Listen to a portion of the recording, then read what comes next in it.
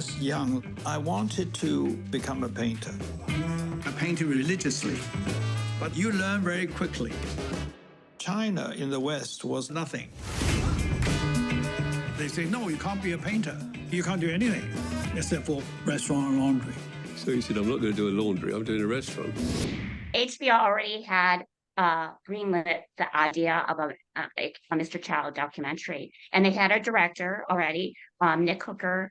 And I really give them so much credit because they realized they also needed an Asian film team in positions that could actually make decisions to support Nick in telling this story authentically and just beautifully. And I did research and I saw this rich story, you know, as Jean said, his immigrating to the United States and all that he went through. I didn't know his father was this wonderful Beijing opera star, and that and that's one of the huge reasons why Michael had to leave right away to London.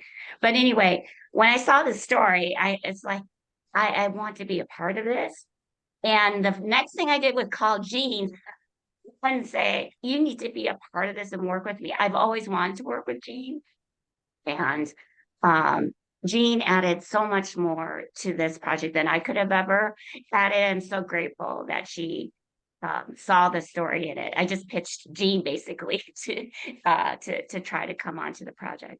There's so many layers of immigrant story, of artists whose dream was put away for 50 years and being realized, you know, and that part for me was just so amazing. This man, he's a chameleon.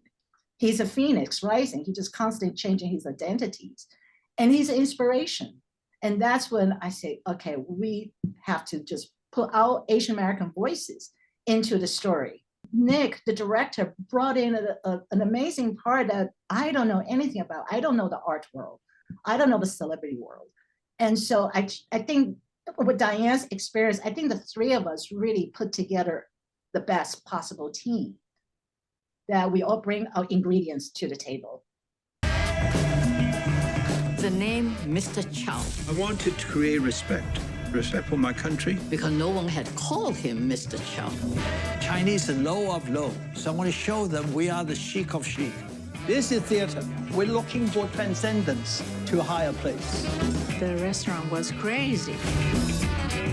For many, many years, he's been asked to do a documentary, but he just wasn't ready. And I think, you know, at this time in his life, he was understanding that it was important to share his story, that it might help others.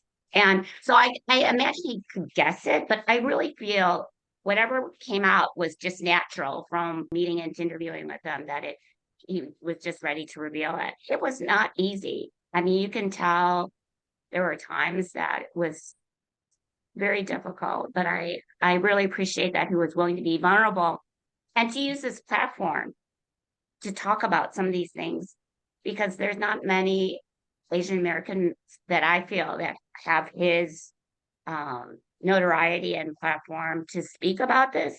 And he was willing to talk about it, which is to me very brave. The problem with racism, it hurts. You take away my glasses and take away my Rolls Royce, I'm not good enough now. These paintings speak about turmoil, about tension, but they're also very joyous and free. Art and creativity is something that is very important to him. We just asked a lot of really difficult questions, and it was very exhausting. But then I think we warmed him up. And I think because having a whole Asian American crew on the set during these 3 days of interview, he really trusted us. And I think that was one of the most important elements that HBO, you know, really want to recruit Diane and I to work on this film, is also about who's telling the story behind the camera. And he looked around and he noticed us. He was very aware of the story he's sharing. Sometimes I feel he's like a teacher, like he's really sharing sometimes he's teaching, sometimes he's sharing, and sometimes it's therapy for him. You know, for example, I just you know, it was really moving when the director asked a question about after Tina's death, and he just went silent for 30 seconds. Then in moments like that, I don't think he was ready, but he said he had to take the moment to tell it. It's one of the things that makes us human.